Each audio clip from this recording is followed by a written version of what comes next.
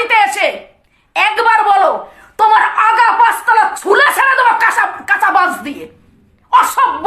ভাই আমি একটু আগে ঘুমের থেকে মানে উঠিনি আর কি, রাত্রেবেলা খুব লেট করে ঘুমাইছিলাম, তো ইচ্ছা ছিল যে আজকে অনেক লেট করে ঘুমের থেকে উঠবো, ঠিক আছে। তো ওই পিসাব করতে উঠে ফোনটা আমি স্ক্রল করতেছি, শান্ত মস্তিষ্ক, মন মেজাজ খুব ভালো, রিল্যাক্স। আমি এখন 4 ঘন্টা ঘুমাতে পারবো শীতের মধ্যে। ফোন স্ক্রল করতে করতে ও বাবা রে, দেখলাম সুমকি ভাই শাসাই উঠছে ভাই, কলজে কাপে উঠছে আমার কলজে। মানে কি আতঙ্ক, মানে বাবা রে, মানে ঘুম মম কোথায় চলে গেছে ঠিক নাই, এর শুধু এই আওয়াজের শোধনে। কা পুরুষ পৃথিবীর, কা পুরুষ পৃথিবীর, কা পুরুষ। এ ভাই আমার জীবনটা অতিষ্ঠ করে লইছে।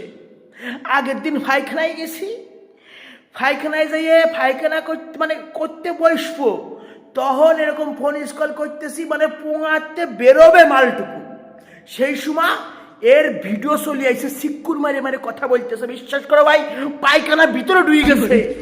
পায়খানা বলতেছে না মালিক না, আমি এই পৃথিবীর আলো দেখতে চাইনি, আমি ভিতরে ঢুকে গেলাম, কারণ পৃথিবীতে স্বপ্না বাদুরি আছে, ও সিক্কুর মিক্কুর আমার দ্বারা সম্ভব না শোনা।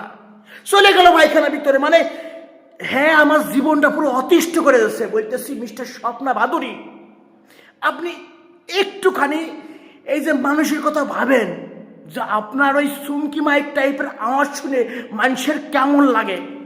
আমি বেচারা মানে আমার ঘুম ভেঙে গেছে। একটা মানুষ রাত্রেবেলা 3টের সময় ঘুমাইছে, তার টার্গেট রয়েছে সে 12টার সময় ঘুমাইতে উঠবে।